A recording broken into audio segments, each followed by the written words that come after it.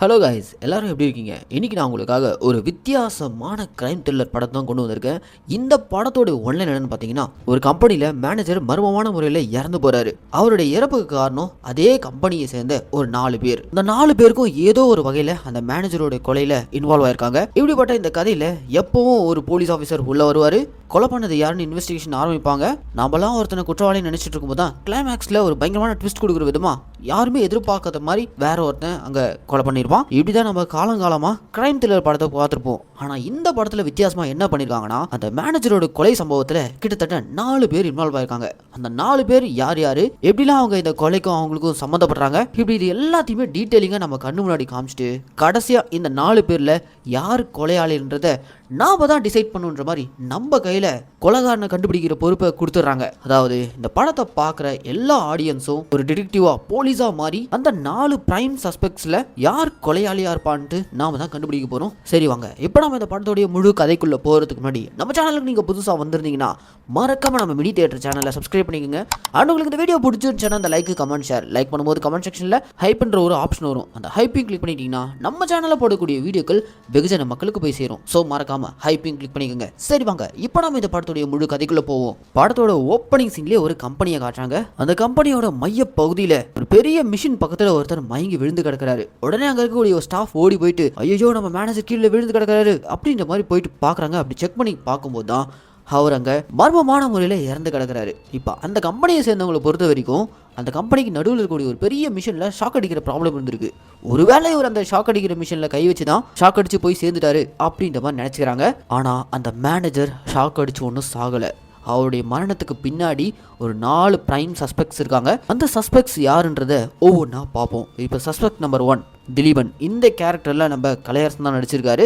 இந்த படத்தில் இந்த மேனேஜர் வேலை பார்க்குற அதே கம்பெனியில் அக்கௌண்ட்ஸ் டிபார்ட்மெண்ட்டில் வேலை பார்த்துட்டு இருக்காரு. ஓப்பனிங்லேயே இவர் ஒரு பாழடைஞ்சு போன பில்டிங் மாடியில் ஒரு மாதிரி டிஸ்டர்ப்டாக படுத்துட்டு இருக்காரு. இவருக்கு ஒரு ப்ராப்ளம் இருக்குது. அதாவது சத்தம் போட்டால் இவருக்கு சுத்தமாக பிடிக்காது. ஒரு மாதிரி டிஸ்டர்ப் ஆகிடுவார். இந்த கம்பெனி சத்தம், சிட்டி சத்தம், வீட்டு சத்தம் இதுல இருந்தாலும் வெளியில் வரணுன்றதுக்காக தான் இப்படி ஒரு கட்டி முடிக்காத பில்டிங் மாடியில் வந்து படுத்துட்டு இருக்காரு. அப்படி ஒரு படுத்துட்டு இருக்கும்போது திடீர்னு பார்த்தீங்கன்னா அந்த இடத்துல போலீஸ்காரங்க வராங்க. யோ நீங்க தான் இருக்கியா, உன்னை தேடி தான் வந்தோம் அப்படின்ற மாதிரி போலீஸ்காரங்க கூப்பிட உடனே ஒரு போலீஸை பார்த்தும் பயந்து பதறி அடிச்சுட்டு ஓடுறாரு. திலீபன் இப்படி பதறி அடிச்சுட்டு ஓடுறதுக்கு காரணம் என்னன்னு பார்த்தீங்கன்னா அப்படியே ஒரு ஃபிளாஷ்பேக். அந்த ஃபிளாஷ்பேக்ல கொலை நடக்கிறதுக்கு முன்னாடி நாள் கம்பெனியில வேலை பார்த்துட்டு இருக்க திலீபனை தான் காட்டுறாங்க. அந்த கம்பெனியில இவனுக்கு இரிட்டேட் ஆகக்கூடிய பல விஷயங்கள் இருக்கு. அதுல ஒன்று பக்கத்துலேயே மிஷின் ஓடிட்டு இருக்கிறது. இன்னொரு பக்கம் என்னுடைய பக்கத்து கேபின்லேயே இருக்கக்கூடிய இரிட்டேட்டிங் பண்ணக்கூடிய மேனேஜர். அந்த கேரக்டர்ல நம்ம ஜான் விஜய் தான் நடிச்சிருக்காரு.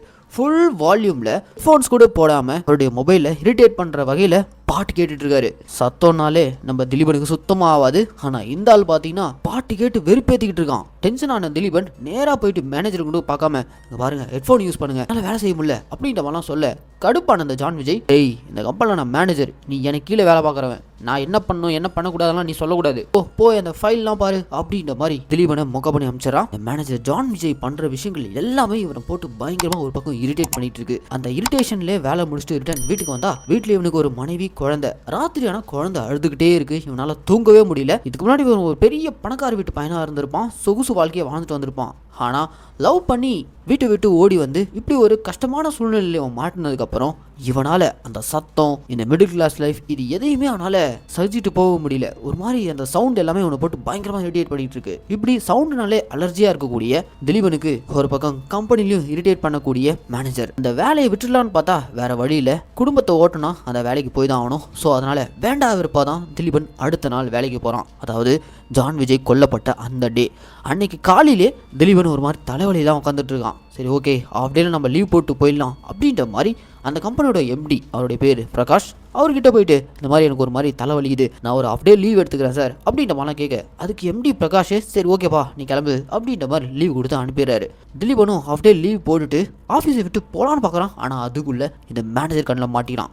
அவன் நேராக நம்ம திலீபன் கிட்ட வந்து, டேய் ஒர்க்கிங் ஹவர்ஸில் எங்கே போகிற, எவ்வளோ வேலை இருக்குது? இல்லை சார் நான் ஆஃப் டே எம்டி கிட்ட லீவ் கேட்டேன் அப்படின்ற மாதிரி கேட்க, எதே எம்டி கிட்ட லீவ் கேட்டியா? அவனே ஒரு கத்துக்குட்டி பையன், அவனுக்கெல்லாம் ஒன்றும் தெரியாது, ஏகப்பட்ட வேலை இருக்குது, முதல்ல போயிட்டு ஸ்டாக்கெல்லாம் செக் பண்ணு அப்படின்ற மாதிரி திலீபனுடைய அந்த ஆஃப் டே லீவை கேன்சல் பண்ணிட்டு வேலை கொடுத்து அனுப்பிடுறான். வெறியான திலீபனும் ஆபீஸ்ல இருந்து கம்பெனி நோக்கி வேக வேகமா நடந்து போறான். அப்படி போகும்போது தெரியாதனமா அந்த கம்பெனில சண்முகம்ன்ற ஒரு ஒர்க்கர் வேலை பார்க்கறாரு. இந்த சண்முகம் கேரக்டரும் ஒரு முக்கியமான கேரக்டர் தான். இந்த கேரக்டர்ல நம்ம விதாத் தான் நடிச்சிருக்காரு. இவர் இந்த கம்பெனில ஒரு சாதாரண மெக்கானிக். திலீபன் ஆபீஸ்ல இருந்து கம்பெனி நோக்கி வேகமா நடந்து போகும்போது தெரியாதனமா சண்முகம் மேல மோதிறாரு. ரெண்டு பேரும் அந்த இடத்துல அவங்களுடைய ஐடி கார்டை ஸ்லிப் பண்ணிடுறாங்க. அதுக்கப்புறம் அவங்க ஐடி கார்டை எடுத்துட்டு பார்த்து போயா அப்படின்ற மாதிரி ஆல்ரெடி இரிட்டேஷன்ல இருக்கக்கூடிய நம்ம திலீபன் சண்முகத்தை திட்டி அனுப்பிட்டு இவனும் நேரா கம்பெனிக்குள்ள வரான். அப்படி கம்பெனிக்குள்ள வந்ததும் மேனேஜர் சொன்ன வேலையை திலீபன் எல்லாத்தையும் பார்த்துக்கிட்டு இருக்கான். அதெல்லாம் பண்ணிட்டு இருக்கும்போது அங்க ஒரு பக்கம் மிஷின் ஷாக் அடிக்குது அப்படின்ற மாதிரி சொல்லிட்டு இருக்காங்க. அந்த ஸ்பாட்க்கு இந்த மேனேஜரும் வரான். மிஷின் ஷாக் அடிச்சா என்ன, வெறுங்கையில பிடிச்சாதான் ஷாக் அடிக்கும், க்ளவுஸ் மாட்டிட்டு வேலை செய்யுங்க அப்படின்ற மாதிரி இந்த மேனேஜர் எல்லாரையும் வெறுப்பேற்றுற விதமா வேலை வாங்கிட்டு இருக்கான். இது அத்தனையுமே பார்த்துட்டு இருக்க நம்ம திலீபனால பொறுத்துக்க முடியல. இப்போ இவனுக்கு கொடுத்த வேலையெல்லாம் முடிச்சுட்டு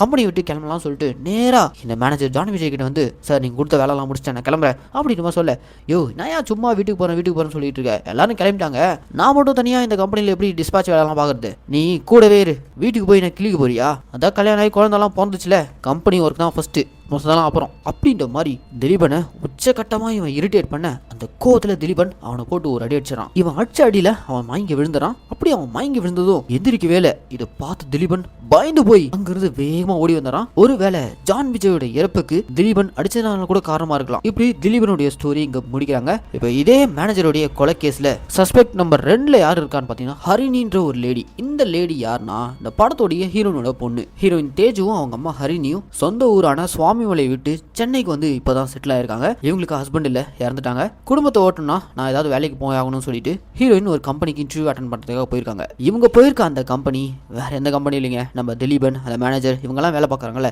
அதே கம்பெனி தாங்க. ஸோ அந்த கம்பெனியில் இவங்க இன்டர்வியூ அட்டன் பண்ண போன இடத்துல ஹீரோயினை இன்டர்வியூ எடுக்கிறவன் இதே மேனேஜர் ஜான் விஜய் தாங்க. பொண்ணுங்கனாலே ஒரு மாதிரி வழிஞ்சு பேசுவான். அந்த மாதிரி தான் நம்ம ஹீரோயின் கிட்டையும் பயங்கரமாக வழிஞ்சு பேசுகிறான். ஹீரோயினோட சொந்த ஊரான சுவாமிமலைன்ற பேர் கேட்டதுமே, ஓ நீங்களும் சுவாமிமலையா, என்னுடைய சொந்த ஊரும் சுவாமிமலை தான், இப்போ நீங்கள் சென்னையில் எங்கே தங்கிருக்கீங்க அப்படின்ற மாதிரி ஹீரோனோட டீட்டெயில்ஸ் எல்லாம் கேட்டு தெரிஞ்சுக்கிட்டு, சரி ஓகேமா உன் வேலையை நான் கன்ஃபார்ம் பண்ணிடுறேன், சந்தோஷமா போயிட்டு வா அப்படின்ற மாதிரி வழிஞ்சுக்கிட்டே பேசி அனுப்பிடுறான். ஹீரோனும் வீட்டுக்கு வந்ததும் தான் அம்மா கிட்ட தனக்கு வேலை கிடைக்க போகுதுன்ற விஷயத்த சொல்கிறாங்க. அண்ட் கம்பெனியில் இப்படி ஒரு மேனேஜரை பார்த்தேன், அவர் நம்ம ஊர் சேர்ந்தவர் தான் அப்படின்ற மாதிரி நம்ம ஹீரோயின் தான் அம்மா கிட்ட வேலை கிடைக்க போகுதுன்ற விஷயத்த ஷேர் பண்ணிக்கிட்டே இருக்கும்போது இவங்க வீட்டுக்கு யாரோ வந்து கதவை தட்டுறாங்க. யாரான்னு போய் கதவை திறந்தா கொஞ்ச நேரத்துக்கு முன்னாடி கம்பெனியில் இன்டர்வியூ எடுத்த அதே மேனேஜர் ஜான் விஜய் தான் ஹீரோயின் வீட்டுக்கு வந்திருக்கான். இவனை பார்த்ததுமே ஹீரோனோட அம்மா ஒரு மாதிரி ஷாக் ஆகுறாங்க. இவங்களுக்கு முன்னாடியே இவனை தெரிஞ்சிருக்கு போல. ஆனா ஜான் விஜய் அதை காமிச்சிக்காம ஒரு மாதிரி தற்செயலா இவங்க வீட்டுக்கு வந்த மாதிரியும், ஓ நீங்க இங்கதான் இங்க தங்கியிருக்கீங்களா, உங்களுக்கும் சொந்த ஊர் சுவாமிமலை, எனக்கும் அதே ஊர் தான், 2 பேரும் ஒரே ஊருக்காரங்க ஆகிட்டோம், கண்டிப்பா உங்களுக்கு அந்த வேலை கன்ஃபார்ம் ஆகிடும், இந்த வழியா போனேன், அதான் அப்படியே உங்களை பார்த்து பேசிட்டு போலான்னு வந்தேன் அப்படின்ற மாதிரி ஒரு மாதிரி வழிஞ்சுக்கிட்டே பேசிக்கிட்டு வீட்டுக்குள்ள வந்து, என்ன கிச்சன்ல ஒரு மாதிரி கமகமான ஸ்மெல் வருது, உப்மாவா, உப்மானா எனக்கு ரொம்ப பிடிக்கும் அப்படின்ற மாதிரிலாம் சொல்ல, வாங்க சார் சாப்பிடுவீங்க அப்படின்ற மாதிரி ஹீரோயினும் யதார்த்தமா சாப்பிட கூப்பிட. ஆனா அந்த ஜான் விஜய் ஹீரோனோட அம்மாவை ஒரு மாதிரி குறுகுறுன்னு பார்த்துட்டு, இல்லம்மா வீட்டில எல்லாம் உட்காந்து சாப்பிட்ற அளவுக்கான டைம் கிடையாது, நீ ஒரு டிஃபன் பாக்ஸ்ல போட்டு கொடுத்துரு, நான் கம்பெனிக்கு போய் வச்சு சாப்பிட்றேன் அப்படின்ற மாதிரி உப்மாவை வாங்கிட்டு ஹீரோனோட அம்மா ஒரு மாதிரி சிரிச்சுக்கிட்டே பார்த்துட்டு அங்கிருந்து கிளம்பிடுறான். இந்த மேனேஜர் வீட்டுக்கு வந்து போனதுலேருந்தே ஹீரோனோட அம்மா ஒரு மாதிரி டிஸ்டர்ப்டா இருக்காங்க. அவங்க ஹீரோனை கூப்பிட்டு, இங்க வருமா நீ அந்த கம்பெனியில் ஜாயின் பண்ணாத, எனக்கு இன்னும் அது சரியா படலை அப்படின்ற மாதிரிலாம் சொல்லிட்டு இருக்காங்க. அம்மா ஆல்ரெடி நமக்கு ஃபினான்ஷியலாக ஏகப்பட்ட பிரச்சனை இருக்கு, இந்த வேலை எனக்கு ரொம்ப அவசியம், கண்டிப்பாக நான் ஜாயின் பண்ண தான் போறேன் அப்படின்ற மாதிரி சொல்லிட்டு இருக்கா. அந்த மேனேஜர் ஒரு மார்க்கமானவன்றது ஹீரோனோட அம்மாவுக்கு நல்லாவே தெரியுது. ஸோ அதனால இவங்க தான் பொண்ணை அந்த கம்பெனிக்கு வேலைக்கு அனுப்பக்கூடாதுன்னு நினைக்கிறாங்க. ஆனால் ஹீரோயின் கண்டிப்பாக நான் வேலைக்கு போகுன்ற மாதிரி பிடிவாதமாக இருக்காங்க. கட் பண்ணா அடுத்த நாள் ஹீரோனோட அம்மா ஹீரோனை கூப்பிட்டு, உன் ஃப்ரெண்டு கால் பண்ணியிருந்தா அவனை வீட்டுக்கு கூப்பிட்டா போயிட்டு வாமா அப்படின்ற மாதிரி வாண்டடாக அனுப்புறாங்க. ஹீரோனும் சரி ஓகேன்னு சொல்லிட்டு வண்டி எடுத்துக்கிட்டு தான் ஃப்ரெண்டை பார்க்கறதுக்காக வேகமாக போயிட்டு இருக்காங்க. அப்படி போயிட்டு இருக்கும்போது பார்த்தீங்கன்னா திடீர்னு ஒரு கார் இவங்களை அடிச்சிடுது. அந்த கார் அடிச்சதுமே இவங்க அப்படியே மயங்கி கீழே விழ, இவங்களை அடிச்ச அந்த காருக்கு பின்னாடி ஒரு ஸ்டிக்கர் ஒட்டி இருக்கு. அந்த ஸ்டிக்கரை இதுக்கு முன்னாடி நம்ம ஹீரோயின் எங்கேயோ பார்த்த மாதிரி ஞாபகம். ஆனால் அந்த கார் அடிச்சதுல இவங்க மயங்கி விழுந்துட்டாங்களே. அப்படி மயங்கி விழுந்ததும் அந்த காருக்குள்ள வந்து ஒருத்தன் ஓடி வந்து மயங்கி விழுந்த இவங்களை தூக்கிட்டு எங்கேயோ கூட்டிட்டு போறான். ஆக்சுவலாக இவங்க அரை மயக்கத்தில் இருக்கும்போது அந்த காரோடைய ஸ்டிக்கர் பார்த்துருப்பாங்களே, அந்த ஸ்டிக்கர் கொண்ட கார் வேற யாரும் இல்லைங்க, அந்த கம்பெனியோட மேனேஜரான ஜான் விஜயோட கார் தான். ஸோ அவன் தான் ஹீரோனை தூக்கிட்டு மயங்கி கிடந்தவங்கள ஹாஸ்பிட்டலில் தூக்கிட்டு போகாம வேற ஏதோ ஒரு லொக்கேஷனுக்கு தூக்கிட்டு போயிருக்கான். மயக்கத்தில் இருக்க ஹீரோயின் கண் முழிச்சு பார்க்குறாங்க. எங்கடா இருக்காங்கன்னு பார்த்தா அதே பாழஞ்சு போன கட்டி முடிக்காத பழைய பில்டிங் அந்த பில்டிங்ல இருக்காங்க. நாம எப்படி இங்க வந்தோம், நம்மள யார் இங்க தூக்கிட்டு வந்தா அப்படின்ற மாதிரி மயக்கத்துல இருந்து கண்முழிச்சது. இவங்களோட ட்ரெஸ் எல்லாம் ஒரு மாதிரி கலைஞ்சிருக்கு, கிழிஞ்சிருக்கு. ஸோ இவங்களை அந்த கார்ல வந்து அடிச்சவன் தான் தூக்கிட்டு வந்து இந்த இடத்துல வச்சு நாசம் பண்ணியிருக்கான். அவன் யாரா இருக்கும் அப்படின்ற மாதிரி இவங்க திரும்ப திரும்ப ரீகால் பண்ணி யோசிக்கும் போது தான் அந்த கார்ல இருந்த அந்த ஸ்டிக்கர், அதை இதுக்கு முன்னாடி அந்த மேனேஜர் ஜான் விஜயோட கார்ல பார்த்தோம். ஸோ அவன் தான் நம்மளை இப்படி தூக்கிட்டு வந்து யாருக்கும் தெரியாமல் இங்கே வச்சு நம்மளை நாசம் பண்ணிட்டு போயிட்டான் அப்படின்ற மாதிரி ஹீரோயின் பயங்கரமாக ஃபீல் பண்ணுறாங்க. அதுக்கப்புறம் இந்த விஷயத்த தன்னுடைய ஃப்ரெண்டு கிட்ட போயிட்டு ஷேர் பண்ணுறாங்க. அப்படி ஷேர் பண்ணும்போது தான் அவனெல்லாம் சும்மாவே விடக்கூடாது, வா போலீஸ் கிட்ட போய் இன்ஃபார்ம் பண்ணுவோம் அப்படின்ற மாதிரி ஹீரோனோட ஃப்ரெண்டும் போலீஸ் கிட்ட போகலான்னு சொல்கிறாங்க. அதே நேரம் இந்த மாதிரி நான் ஒன்றும் உன்னை கால் பண்ணி வரலாம் சொல்லலை, உங்கள் அம்மா பொய் சொல்லியிருக்காங்க அப்படின்ற விஷயத்தையும் ஃப்ரெண்டு சொல்கிறாங்க. அம்மா எதுக்கு சம்மந்தமே இல்லாமல் பொய் சொல்லி நம்மளை காலையிலே கிளப்பணும். இந்த மேனேஜர் வீட்டுக்கு வந்து போனதுலேருந்தே அம்மா ஒரு மாதிரி டிஸ்டர்ப்டாக இருந்திருக்காங்க. அவனுக்கும் அம்மாவுக்கும் ஏதாவது சம்மந்தம் இருக்குமோ அப்படின்ற மாதிரி முதல்ல அம்மாவை போய் விசாரிக்கலாம் அப்படின்ற மாதிரி ஹீரோயின் தன்னுடைய ஃப்ரெண்டை கூட்டிட்டு நேராக திரும்ப வீட்டுக்கு வந்து, என் ஃப்ரெண்டு உங்களுக்கு கால் பண்ணவே இல்லை, ஆனால் உங்களுக்கு கால் பண்ணி என்னை வர சொன்னதா வீட்டிலேருந்து என்னை அனுப்பியிருக்கீங்க, அப்படி அவசரமாக என்னை வீட்டிலேருந்து அனுப்பிட்டு நீங்கள் என்ன பண்ணலான்னு பிளான்ல இருந்தீங்க, உண்மையை சொல்லுங்கம்மா அப்படின்ற மாதிரி நம்ம ஹீரோயின் அம்மாவை பிடிச்சி கேட்க, இந்த இடத்துல தான் இவங்க அம்மா எல்லாத்தையும் ஓப்பனாக சொல்கிறாங்க. இந்த மாதிரி பல வருஷங்களுக்கு முன்னாடி சுவாமி மலையில் இந்த மோசமான மேனேஜர் ஜான் விஜய் இருக்கானே, அவன் இவங்க கூட பழகிட்டு இருந்திருக்கான். ஆனால் போக போக தான் இவனுடைய கேரக்டர் இவங்களுக்கு தெரிய வந்திருக்கு.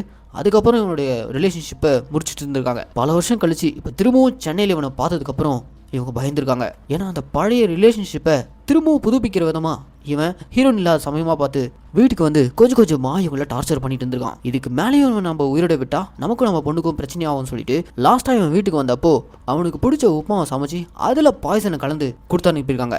இதை பண்ணுறதுக்காக தாமா நான் உன்னை வீட்டிலேருந்து அனுப்புனேன்.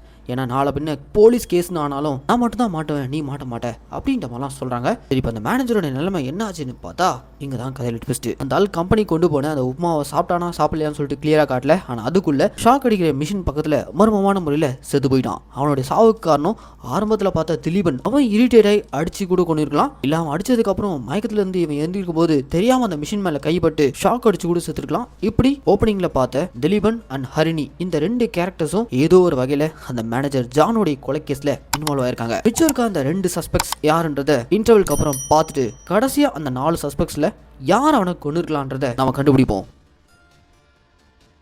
இப்போ இன்டர்வலுக்கு அப்புறம் சஸ்பெக்ட் நம்பர் 3 யாரை காட்டுறாங்கன்னா அந்த கம்பெனியோட எம்டியான பிரகாஷோட அப்பா மர்மமான முறையில் இறந்ததுக்கு அப்புறம் இவன் அவங்க அப்பாவுடைய பொசிஷனுக்கு ரீப்ளேஸ் ஆயிருக்கான். இந்த எம்டி பிரகாஷை பத்தி சொல்லணும்னா இவன் ஒரு மாதிரி ஷார்ட் டெம்பரான ஆள். குறிப்பாக பெண்களை யாராவது திட்டாலோ அடிச்சிட்டாலோ அவனால் பொறுத்துக்கவே முடியாதுங்க. இன்ஃபேக்ட் இவனுக்கு இருக்கக்கூடிய இந்த சைக்காலஜிக்கல் பிரச்சனைனால ஒரு சைக்காட்ரிஸ்ட் டாக்டர் கிட்ட ட்ரீட்மெண்ட்காகவும் போயிருக்கான். அந்த சைக்காட்ரிக் டாக்டர் இவங்க கூட பேசிட்டு இருக்கும் போதே டாக்டரோட அசிஸ்டன்ட் ஒரு லேடி, அந்த லேடி வந்து டீ கொடுக்குறேன்னு உள்ள வந்து டீயை கொட்டிடுறாங்க. இதை பார்த்த டாக்டர் கோவத்தில் அந்த பொண்ணை பலான்னு அரைஞ்சிடறாங்க. யாராவது பெண்கள் மேலே கை வச்சா உச்சக்கட்ட கோவத்துக்கு போகக்கூடிய இந்த எம்டி பிரகாஷ் இருக்கான அவன் கண்ணு முன்னாடி அந்த சைக்காட்ரி டாக்டர் ஒரு பொண்ணை அடிச்சதை பார்த்து பொறுத்துக்க முடியாம டாக்டரை போட்டு பொலம் பொழந்துட்டு வந்துடுறான். அடுத்த நாள் பார்த்தா அந்த டாக்டர் செத்தே போயிட்டாரு. இப்படிப்பட்ட சைக்காலஜிக்கல் பிரச்சனை இருக்கவன் தான் இந்த பிரகாஷ். இன்ஃபேக்ட் இவங்க அப்பாவுடைய இறப்புக்கு காரணமே கூட இவன் தான். இவங்க அப்பா எப்பவுமே இவங்க அம்மாவை அபியூஸ் பண்ணிட்டு டார்ச்சர் பண்ணிட்டே இருப்பாரு. ஒரு கட்டத்துக்கு மேலே இவனால பொறுத்துக்க முடியாம இவன் தான் இவங்க அப்பனையும் அடிச்சு கொண்டு இருக்கான். இது எதுவுமே வெளி உலகத்துக்கே தெரியாது. ஆனா என்னுடைய அம்மாவுக்கு நல்லாவே தெரியும். இப்போ இவனுடைய ஆஃபீஸில் இவனை பயங்கரமாக இரிட்டேட் பண்ணிட்டு இருக்கக்கூடிய ஒரே ஆள்னா அது அந்த கம்பெனியோட மேனேஜரான அந்த ஜான் விஜய். அவன் எப்போ பார்த்தாலும் பிரகாஷை ஒரு கத்துக்குட்டி, இவனுக்கு எதுவும் தெரியாது, இவங்க அப்பா போனதுக்கு அப்புறம் ஈஸியாக அந்த சீட்டுக்கு வந்துட்டான், ஆனால் அந்த கம்பெனியை மொத்தமாக நான் தான் ரன் பண்ணிட்டு இருக்கேன் அப்படின்ற மாதிரி எல்லா இடத்துலையும் இந்த பிரகாஷை மொக்க பண்ணிட்டே தான் இருக்கான். நான் மேனேஜருக்கு தெரியல இந்த பிரகாஷ் எப்பேற்பட்ட சைக்கோன்ட்டு. இந்த மேனேஜர் கொல்லப்பட்ட அந்த டே மார்னிங்லேருந்து என்ன நடந்துச்சுன்னு சொல்லிட்டு இப்போ காட்டுறாங்க. திலீபன் அந்த கம்பெனியில் தான் வேலை பார்க்குறான். காலையிலே ஒரு மாதிரி இரிட்டேட்டாக இருக்குன்னு சொல்லிட்டு ஆஃப் டே எம்டி கிட்ட போயிட்டு லீவ் கேட்டிருப்பான். எம்டி பிரகாஷும் சரி ஓகே வீட்டுக்கு கிளம்புன்னு சொல்லிட்டு லீவும் கொடுத்துருப்பாரு. ஆனால் அங்கே ஆல்ரெடி எல்லாரையும் இரிட்டேட் பண்ணிட்டு இருக்கக்கூடிய இந்த மேனேஜர் இருக்கான்ல, அவன் நம்ம திலீபனை எம்டி சொன்னா வீட்டுக்கு போயிடுவியா, அவன் கத்துக்கூட்டி அவனுக்கெல்லாம் ஒன்றும் தெரியாது, ஓ ஸ்டாக்கு போய்பாரு அப்படின்ற மாதிரி லீவை கேன்சல் பண்ணி வேலைக்கு அனுப்பியிருப்பார்ல. அந்த கோவத்தில் திலீபன் அவன் வேலையை பார்க்கறதுக்காக வேகமாக வெளியில் போயிருப்பான். இந்த பக்கம் கேபின்ல எம்டி பிரகாஷ் இந்த மேனேஜர் பண்ணிட்டு இருக்க இந்த அடாவடித்தனம்லாம் பாட்டு அவனால் பொறுத்துக்க முடியாமல் இருக்கான். அதுபோக அந்த கம்பெனியில் ஒர்க்கர்ஸ் ஒரு கம்ப்ளைண்ட் ரைஸ் பண்ணியிருக்காங்க. இந்த மாதிரி ஒரு மிஷின் வந்து ஷாக் அடிச்சுட்டு இருக்கு அப்படின்ற மாதிரி கம்ப்ளைண்ட் ரைஸ் பண்ண உடனே அந்த ஸ்பாட்டுக்கு எம்டி போயிட்டு ஷாக் அடிக்குதுன்னா இந்த மிஷினை ரன் பண்ணாதீங்க அப்படின்ற மாதிரி சொல்லியிருப்பாரு. ஆனா அந்த இடத்துல இந்த மேனேஜர் உள்ள பூந்து மிஷின் ரன் ஆகணும்னா ப்ரொடக்ஷன் யார் பண்ணுவா, ஷாக் அடிச்சா என்ன இப்போ வெறுங்கையில தொட்டா தான் ஷாக் அடிக்கும், கிளவுஸ் மாட்டிட்டு வேலையை பாருங்க அப்படின்ற மாதிரி அந்த ஸ்பாட்லயும் ஒர்க்கர்ஸ் முன்னாடி எம்டியை நோஸ் கட் பண்ணிட்டு இந்த மேனேஜர் அங்கிருந்து போயிடறான். இப்படி இந்த விஷயங்கள்னால ஆல்ரெடி சைக்கோவா இருக்க எம்டி இரிட்டேட் பண்ணிட்டு இருக்க இந்த மேனேஜர்னால கொலை வெறியில் இருக்காரு. எல்லாத்துக்கும் மேல இவங்க ஆபீஸ்ல ஷீலான்ற ஒரு லேடி ஸ்டாஃப் இருந்திருப்பாங்க. அவங்க இன்னைக்கு வரல, அவங்க ஏன் வரல, லீவ் ஏதாவது இன்ஃபார்ம் பண்ணாங்களா அப்படின்ற மாதிரி எம்டி பிரகாஷ் அங்க இருக்கவங்களை விசாரிக்கும் போது தான் அவருக்கு ஒரு உண்மை தெரிய வருது. இந்த மாதிரி ஷீலான்ற அந்த ஸ்டாஃபை இந்த இரிட்டேட்டிங் மேனேஜரான ஜான் விஜய் தான் பலார்னு அரைஞ்சிருக்கான். எதுக்குன்னு கேட்டா அந்த பொண்ணு ஒழுங்கா வேலை செய்யல அப்படின்ற மாதிரி அந்த பொண்ணு செவிலே அரைஞ்சி வேலையை விட்டு நிறுத்திருக்கான். அவ்வளவுதான், ஒரு பொண்ணு மேல கை வச்சிருக்கான்ற விஷயம் எம்டி பிரகாஷுக்கு தெரிய வந்ததும் இதுக்கு மேலேயும் அவனை சும்மா விடக்கூடாதுன்னு சொல்லிட்டு இந்த கம்பெனில யாரும் இல்லாத சமயமா பார்த்து இந்த ஷாக் அடிக்கிற மிஷினை ஆன் பண்ணி வச்சுட்டு போயிருப்பான். மேனேஜர் தற்செயலா அந்த மிஷினை தொட்டானா, இல்ல இவன் வாண்டடா அவனை பிடிச்சி தள்ளி விட்டானா, இல்ல இதுக்கு நடுவில் ஆல்ரெடி இவன் மேல இரிட்டேட்டிங்ல இருந்த திலீபன் என்ற அந்த கேரக்டர் அவன் அடிச்சதுல அவன் போய் அந்த மிஷினில் விழுந்தானா, இப்படி எதுவுமே நமக்கு கிளியரா காட்டல. ஆனால் அந்த மேனேஜரோட இறப்புக்கு காரணம் அந்த மிஷினில் ஷாக் அடிச்சு அப்படின்ற மாதிரிலாம் அந்த கம்பெனியில் இருக்க ஒர்க்கர்ஸ் பேசிட்டு இருக்காங்க. ஸோ மேனேஜரோட கொலை கேஸில் சஸ்பெக்ட் நம்பர் 3 அந்த கம்பெனியோட எம்டி பிரகாஷே ஒரு காரணமாக இருக்கலாம். இப்படி ஆரம்பத்துலேருந்து 3 சஸ்பெக்ட்ஸை பார்த்ததுக்கு அப்புறம் கடைசியாக சஸ்பெக்ட் நம்பர் 4 இவனுடைய பேர் சண்முகம். இந்த கேரக்டர் நம்ம விதாத்தா நடிச்சிருக்காரு. இந்த படத்துல ஒரு முக்கியமான கேரக்டர். இவரும் அந்த கம்பெனியில் ஒரு சாதாரண ஒர்க்கராக தான் வேலை பார்க்குறாரு. இவருடைய வேலையே அந்த கம்பெனியில் இருக்கிற மிஷின் ஏதாவது ரிப்பேர் ஆச்சுன்னா உடனே போயிட்டு ரெடி பண்ணணும். ஸோ ஏதோ ஒரு மிஷின் ரன் ஆகலன்ற மாதிரி பேச்சு போயிட்டு இருக்கும்போது டப்புன்னு இந்த மேனேஜர் சண்முகம் எங்கே இருக்கான், அவனை சீக்கிரம் கூப்பிடுங்க, அவன் வந்தா இது சீக்கிரம் ரெடி ஆகிடும் அப்படின்ற மாதிரி கூப்பிட அவசரமாக சண்முகம் அங்கே வந்து வேகமாக வந்திருப்பாரு. அப்படி வேகமாக வந்திருக்கும் போது தான் திலீபன் மேலே மோதி இவங்களுடைய ஐடி கார்டு கீழே விழுந்து மாற்றி ஐடி கார்ட்ஸை எடுத்துகிட்டு போயிருப்பாங்க. அதுக்கப்புறம் இவன் நேராக கம்பெனிக்குள்ளே வந்து மேனேஜர் சொன்னபடி சண்முகம் அந்த மிஷினை ரெடி பண்ணி கொடுப்பான்.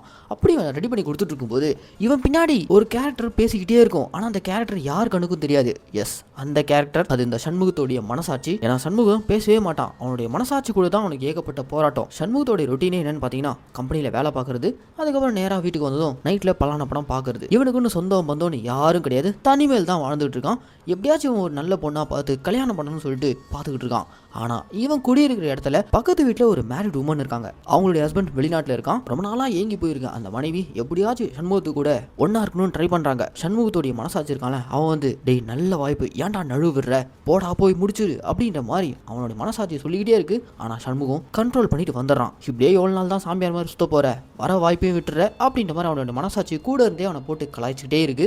இப்படி போயிட்டு இருக்கும்போது தான் மேனேஜர் கொலை நடந்த அந்த டே அன்னைக்கு மார்னிங் இந்த மேனேஜர் எந்த வேலையாக இருந்தாலும் சண்முகத்தை கூப்பிட்டு தானே செய்வான். ஸோ அவனுடைய காரை சர்வீஸ் பண்ணணும்னு சொல்லிட்டு சண்முகத்தை கூப்பிட்டு கார் கீயை கொடுத்து இதை போயிட்டு சர்வீஸ் பண்ணிட்டு ஈவினிங் எடுத்துட்டு வந்துட்டு அப்படின்ற மாதிரி கொடுத்து அனுப்ப சண்முகமும் கார் எடுத்துட்டு சர்வீஸ் பண்ணுறதுக்காக போகிறான். அப்படி போகும்போது தற்செயலாக ஒரு பொண்ணு மேலே உரசிட்டு போயிடறான். உடனே கார் நிறுத்தி யார் நம்ம அடிச்சு தூக்கிட்டோம் அப்படின்ற மாதிரி போய் பார்த்தா அங்கே மயங்கி விழுந்து கிடக்கிறது நம்ம ஹீரோயின் தாங்க. ஆரம்பத்தில் இவங்க அவசரமாக ஃப்ரெண்டு வீட்டுக்கு போயிட்டு இருக்கும்போது திடீர்னு யாரோ காரில் அடிச்சு போட்டு போயிட்டாங்க. யார் அவன் அந்த வேலை பண்ணியிருப்பான்னு சொல்லிட்டு அப்போ மயக்கத்தில் இருந்த நம்ம ஹீரோயின் அந்த காரில் இருக்க ஒரு ஸ்டிக்கரை பார்த்து அது அந்த மேனேஜர் தான் அப்படின்ற மாதிரி நினச்சிருப்பாங்களே. ஆனால் அந்த டே அந்த காரை ஓடிட்டு போனது சண்முகம். இந்த விஷயத்தை நமக்கு இங்கே தான் ரிவீல் பண்ணுறாங்க.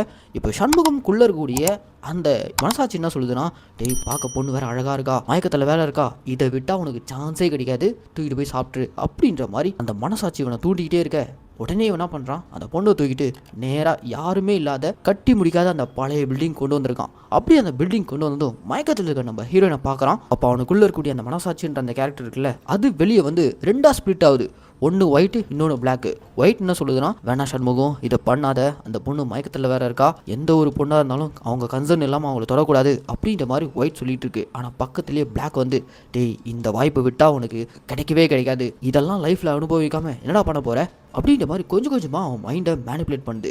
கடைசியாக அங்கே ஜெயிச்சது என்னவோ அங்கே தப்பாக மேனிப்புலேட் பண்ணக்கூடிய அந்த மனசாட்சி தான் இப்போ கடைசியாக சண்முகம் அந்த பொண்ணை நாசம் பண்ணிடுறான். அப்படி மயக்கத்தில் இருக்கும்போதே அந்த பொண்ணை மொத்தமாக நாசம் பண்ணிட்டு அங்கேருந்து எஸ்கேப் ஆகி வேகமாக கார் எடுத்துட்டு கம்பெனிக்கு வந்துடுவான். கம்பெனிக்கு வந்து பார்த்தா கம்பெனியில் மேனேஜர் செத்து கிடக்காரு. இந்த கம்பெனியில் இருக்க ஒர்க்கர்ஸை பொறுத்த வரைக்கும் ஷாக் அடிச்சு தான் அவர் செத்துருக்காரு அப்படின்ற மாதிரி நம்பிக்கிட்டு இருக்காங்க. ஆனால் சம்மந்தமே இல்லாமல் சண்முகம் செத்து போன அந்த மேனேஜரை பார்த்து ஒரு மாதிரி ஜர்க் அடிக்கிறான். டெய்லி அவருக்கு ஸ்பெஷலாக ஒரு ஜூஸ் இவன் தான் வாங்கிட்டு வந்து கொடுப்பான். இன்றைக்கும் அவருக்காக ஒரு ஸ்பெஷல் ஜூஸை வாங்கிட்டு வந்திருப்பான். ஆனால் அவர் செத்து கிடக்கிறாருன்னு தெரிஞ்சதுமே அந்த ஸ்பெஷல் ஜூஸை கொண்டு போயிட்டு மொத்தமாக ஊற்றிட்டு இவன் பேக்கெட்டில் ஒரு பாட்டில் எடுக்கிறான். அந்த பாட்டில் என்ன இருக்குன்னு பார்த்தீங்கன்னா பாதரசம். ரெகுலராக இவன் அந்த மேனேஜருக்கு அவர் குடிக்கக்கூடிய இந்த ஜூஸில் அந்த பாதரசத்தை மிக்ஸ் பண்ணி தான் கொடுத்துருக்கான். இதுக்கப்புறம் இது தேவைப்படாதுன்னு சொல்லிட்டு யாருக்கும் தெரியாமல் அந்த பாதரசத்தை கொண்டு போயிட்டு பின்பக்கமாக ஊற்றி குழி தோண்டி புதைச்சிடறான். இவனுக்கு அந்த மேனேஜர் மேலே என்ன கோவம்னு பார்த்தீங்கன்னா, என்னதான் அந்த மேனேஜர் சண்முகத்தை ரொம்ப ஃப்ரெண்ட்லியாக எல்லாத்துக்கும் யூஸ் பண்ணிட்டாலும் ஒரு நாள் இந்த சண்முகம் மேனேஜரோட பொண்ணு கேட்டு போயிருப்பான். நம்மள தான் இவர் நல்லா பார்த்துக்கிறாரு, எல்லா வேலைக்கும் நம்மளை கூப்பிட்றாரு, ஸோ கண்டிப்பாக நமக்கு பொண்ணு கொடுப்பாரு அப்படின்னு ஒரு நம்பிக்கையிலே சண்முகம் போய் பொண்ணு கேட்டிருப்பான். ஆனால் அந்த மேனேஜர் நீ இருக்கிற தகுதிக்கு என் பொண்ணு உனக்கு கேட்குதா அப்படின்ற மாதிரி எல்லாரும் முன்னாடி அசிங்க பற்றி அடிச்சு அனுப்பியிருப்பாரு. அந்த வெஞ்சன்ஸில் தான் சண்முகம் இந்த மேனேஜருக்கு ஸ்பெஷலாக ஜூஸ்ன்ற பேரில் கொஞ்சம் கொஞ்சமாக அவனை கொல்றதுக்காக பாதரசத்தை மிக்ஸ் பண்ணி கொடுத்துருக்கான். கடைசியில் அந்த மேனேஜர் போய் சேர்ந்துட்டான். இதுக்கப்புறம் அது யூஸ் ஆகாதுன்னு சொல்லிட்டு அந்த பாதரசத்தை மொத்தமாக மண்ணில் போட்டு மூடிறான். இப்படி இந்த மேனேஜரோட கொலை கேஸில் சண்முகத்துக்கும் ஒரு பங்கு இருக்குன்ற மாதிரி நமக்கு காட்டுறாங்க. எல்லாம் முடிஞ்சதுக்கு அப்புறம் அடுத்த நாள் நம்மளுடைய ஃபர்ஸ்ட் சஸ்பெக்டான திலீபன் இருக்கான அவன் ஆஃபீஸ்க்கு வரான். அவன் ஆஃபீஸ்க்கு வரும்போதே ஒரு மாதிரி திரு முழிச்சிட்டு வரான். என்னடான்னு பார்த்தா சம்பவம் நடந்த அன்னைக்கு நைட் நான் படிச்சது தான் அந்த மேனேஜர் எங்கே செத்துருப்பானு சொல்லிட்டு பயந்து போய் அங்கே இருக்காமல் வேகமாக ஓடி போயிட்டு கட்டி முடிக்காத ஒரு பில்டிங் கிட்ட தானே இவன் போயிட்டு வெயிட் பண்ணிட்டு இருந்திருப்பான். ஆனால் அங்கே போலீஸ்காரங்க வந்து யாரா நீ இங்கே இருக்க அப்படின்ற மாதிரி தேடிட்டு வந்திருப்பாங்க. உடனே அவன் அங்கேருந்து தப்பிச்சு ஓடி போகும்போது தான் அந்த பில்டிங் கீழே இவனுக்கு ஒரு பொருள் கிடைச்சிருக்கும். அது என்னன்னு பார்த்தீங்கன்னா இவனுடைய ஐடி கார்டு. நம்ம ஐடி கார்டு இங்கே இருக்குன்னா அப்போ ஆல்ரெடி நம்ம போட்டுருக்கோமே அந்த ஐடி கார்டு யாருன்னு எடுத்து பார்த்தா அது சண்முகத்தோடைய ஐடி கார்டு. இவங்க 2 பேருடைய ஐடி கார்டு மாறி இருக்கும்ல. அந்த சம்பவம் திலீபனுக்கு ஞாபகம் வருது. சம்பந்தமே இல்லாமல் சண்முகம் எதுக்கு இந்த பில்டிங்க்கு வந்து போயிருக்கணும் அப்படின்ற மாதிரி அப்போவே திலீபனுக்கு டவுட். ஸோ அடுத்த நாளே அந்த ஐடி கார்டை எடுத்துகிட்டு வந்து கம்பெனியில் இருக்க ஒரு செக்யூரிட்டி கூப்பிட்டு சண்முகத்தோட ஐடி கார்டு கீழே கிடந்துச்சு அவனுக்கு கொடுத்துருங்க அப்படின்ற மாதிரி கொடுத்துருக்காரு. சண்முகமும் அடுத்த நாள் கேஷுவலாக கம்பெனிக்கு வந்தா அப்பா ஐடி கார்டு கீழே கிடந்துச்சுன்னு சொல்லிட்டு திலீபன் தான் கொடுத்தாரு அப்படின்ற மாதிரி அந்த ஐடி கார்டு கொடுக்க ஒரு பக்கம் திலீபன் சண்முகத்தை ஒரு மாதிரி குறுகுறுன்னு பார்த்துட்டு இருக்காரு. லைட்டாக திலீபனுக்கு சண்முகத்து மேலே சந்தேகம் வந்துருக்கு. அதே சமயம் எம்டி இப்போ டோட்டலாக அந்த கம்பெனியை டேக் ஓவர் பண்ணிட்டார்ல, மேனேஜர் போய் சேர்ந்துட்டான். ஸோ மேனேஜர் இருக்க அந்த ஸ்பாட்டுக்கு திலீபனை கூப்பிட்டு இதுக்கப்புறம் நீ தான் இந்த கம்பெனியோட மேனேஜர், நீ தான் எல்லாத்தையும் மேனேஜ் பண்ணணும், மேனேஜருடைய பொசிஷனுக்கு உன்னை ப்ரொமோட் பண்ணுறேன், நீ அவருடைய இடத்த எடுத்துக்கோ அப்படின்ற மாதிரி ப்ரொமோஷன் லெட்டர் கொடுக்க திலீபனும் மேனேஜர் இருந்த அந்த சீட்டுக்கு போகிறான். ஆனால் அங்கே போனதும் இத்தனை வருஷமாக இந்த கம்பெனியில் எல்லாரையும் இரிட்டேட் பண்ணிட்டு இருந்த அந்த இரிட்டேட் மேனேஜரான ஜான் விஜயோட குரல் நம்ம திலீபன் காதில் ஒழிச்சிக்கிட்டே இருக்கு. டேய் நான் செத்துட்டா உன்னை விட்டுறன்னு நினச்சிட்டு இருக்கியா, இப்போ நீ ஏன் சீட்டுக்கு வந்திருக்க, நான் இங்கே தான் இருக்கேன், நான் உன்னை சுற்றி வந்துக்கிட்டே இருப்பேன், இதே மாதிரி தான் உன் காதுகிட்ட வந்து கத்திக்கிட்டே இருப்பேன் அப்படின்ற மாதிரி இன்னமும் திலீபனை போட்டு செத்ததுக்கு அப்புறமா அவர் இரிட்டேட் பண்ணிட்டு இருக்க மாதிரி அவருக்கு ஒரு ஃபீல். இதெல்லாம் ஒரு பக்கம் போயிட்டு இருக்க கம்பெனியில் இருந்த லேடி ஸ்டாஃப் ஷீலா நின்னதுக்கு அப்புறம் அந்த பொசிஷனுக்கு ஹீரோயினை தான் எம்டி செலக்ட் பண்ணியிருக்காரு. ஏன்னா லாஸ்ட்டாக அவங்க தான் வந்து இன்டர்வியூ அட்டன் பண்ணிட்டு போயிருப்பாங்க, மேனேஜரும் அவங்கள தான் செலக்ட் பண்ணியிருப்பாங்க. ஸோ அதனால் எம்டியே டேரெக்டாக ஹீரோனுக்கு கால் பண்ணி நீங்கள் வந்து இன்றைக்கி ஜாயின் பண்ணிக்கோங்க அப்படின்ற மாதிரி கால் பண்ணி கூப்பிட ஒரு பக்கம் ஹீரோனோட அம்மா வந்து ஹே அந்த கம்பெனி வேணாம், எல்லா குழப்பமும் செத்து போன அந்த மேனேஜர்னால தானே வந்துச்சு, ஸோ அங்கே போகாதன்ற மாதிரி சொல்கிறாங்க. அம்மா எனக்கு இந்த வேலை கண்டிப்பாக தேவை, அது போக அந்த மேனேஜருடைய சாவுக்கு காரணம் ஷாக்குன்ற மாதிரி கேஸை க்ளோஸ் பண்ணிட்டாங்க, ஸோ எந்த விதத்துலையும் நீங்கள் தான் பாய்சன் வச்சு அவர் செத்தாருன்ற மாதிரி வெளியில் தெரியாது, பயப்படாதீங்க, நாம இருக்கிற ஃபினான்ஷியல் பிரச்சனைக்கு கண்டிப்பாக அந்த வேலை எனக்கு தேவைன்ற மாதிரி ஹீரோயின் அந்த ஜாப்ல வந்து ஜாயின் பண்ணுறாங்க. அப்படியும் அந்த கம்பெனிக்கு வந்து ஜாயின் பண்ண அந்த டே கேஃப்டேரியாவுக்கு போனப்போ அந்த கேஃப்டேரியாவுக்கு அந்த பக்கம் 2-3 ஸ்டாஃப் சண்முகத்தை பற்றி பேசிட்டு இருக்காங்க. இந்த மாதிரி இந்த மேனேஜர் ஜான் விஜய் செத்த அன்னைக்கு அவருடைய காரை கூட சண்முகம் தான் எடுத்துகிட்டு போயிட்டு வந்தான், அவர் செத்ததுக்கப்புறம் அந்த காரை மொத்தமாக அவனே வச்சுக்க போகிறான் போல அப்படின்ற மாதிரி சண்முகத்தை பற்றி பேசிட்டு இருக்க இங்கே தான் நம்ம ஹீரோனுக்கு ஒரு விஷயமே ரிலீஸ் ஆகுது. ரோட்ல இவங்களை காலை அடிச்சு தூக்கிட்டு போனது இவ்வளோ நாள் இந்த மேனேஜர் ஜானுன்னு தான் இவங்க நினச்சிட்டு இருந்திருப்பாங்க. ஆனால் அன்னைக்கு ஜானுடைய காரை சண்முகம் தான் எடுத்துகிட்டு போயிருக்கான்ற விஷயம் இவங்களுக்கு இன்றைக்கி தெரிய வந்திருக்கு. யார் அந்த சண்முகம் அப்படின்ற மாதிரி ஹீரோயின் பார்க்கணும்னு சொல்லிட்டு போகிறாங்க. ஹீரோயின் அந்த கம்பெனியில் ஜாயின் பண்ணியிருக்கிறது ஆல்ரெடி சண்முகத்துக்கு தெரிஞ்சிருக்கு. சண்முகம் ஆல்ரெடி ஹீரோனை பார்த்துட்டு அவர் ஒரு மாதிரி ஷாக் ஆகி தலைமறைவாயிருக்காரு. ஆனால் இந்த பக்கம் நம்ம ஹீரோயின் தொடர்ந்து அந்த சண்முகம் யாருன்னு சொல்லிட்டு அந்த கம்பெனியே சுற்றி வந்து தேடிக்கிட்டே இருக்காங்க. அப்படி தேடிக்கிட்டே சண்முகம் எங்கே இருக்காருன்னு சொல்லிட்டு ஃபேக்ட்ரிக்குள்ளே போனால் அங்கே ஃபேக்ட்ரியில் ஆல்ரெடி ஏகப்பட்ட பரபரப்பு. என்னடான்னு பார்த்தா ஃபேக்ட்ரிக்கு நடுவில் சண்முகம் தூக்கு மாட்டி தொங்கியிருக்கான். எஸ், மனசாட்சிக்கு விரோதமாக தப்பான சுச்சுவேஷனை பயன்படுத்தி மயங்கி கடந்த ஹீரோனை தூக்கிட்டு போயிட்டு ஆள் நடமாட்டமே இல்லாத அந்த பழைய கட்டி முடிக்காத பில்டிங்கில் வச்சு நாசம் பண்ண நம்ம சண்முகம் இப்போ இவன் வேலை பார்த்துட்டு இருக்க அதே கம்பெனியில் வேலைக்கு ஜாயின் பண்ணியிருக்கிறத பார்த்துட்டு எங்கே நம்ம மாட்டிப்போமோன்ற பயத்தை தாண்டி குற்ற உணர்ச்சியிலே தற்கொலை பண்ணி இறந்து போயிட்டான். இவன் இறப்போடு அப்படியே இந்த படத்தையும் முடிக்கிறாங்க. இப்போ அப்படியே கடைசியாக இறந்து போன இந்த மேனேஜர் ஜானுடைய சாவுக்கு இந்த 4 சஸ்பெக்ட்ல யார் உண்மையிலேயே அவரை கொண்டு இருக்கலாம் அப்படின்ற அந்த கேள்வியை ஆடியன்ஸான நம்ம கிட்ட டைரக்டர் விட்டுருக்காரு. இவ்வளோ நேரம் நான் சொன்ன ஸ்டோரியை நீங்கள் எல்லாரும் கேட்டிருப்பீங்க. ஸோ நீங்கள் இந்த 4 சஸ்பெக்டில் யார் குற்றவாளின்றதை கமெண்ட் பண்ணுங்கள். என்ன மக்களே, இது ஒரு வித்தியாசமான கிரைம் த்ரில்லர் படமாக இருந்துச்சுங்களா? இதே மாதிரி தொடர்ந்து நம்ம மினி தியேட்டரில் ரிலீஸ் ஆகக்கூடிய படங்கள்லாம் நீங்கள் பார்க்கணும்னு ஆசைப்பட்டீங்கன்னா மறக்காம நம்ம மினி தியேட்டரை சப்ஸ்கிரைப் பண்ணிக்கோங்க. அண்ட் உங்களுக்கு இந்த வீடியோ பிடிச்சிருந்துச்சுன்னா அந்த லைக்கு கமெண்ட் ஷேர் இதெல்லாம் மறக்காமல் பண்ணிடுங்க. இதே மாதிரி ஒரு சூப்பரான தரமான படத்தோட நான் உங்களை நாளைக்கு வந்து சந்திக்கிறேன். டாடா பாய்.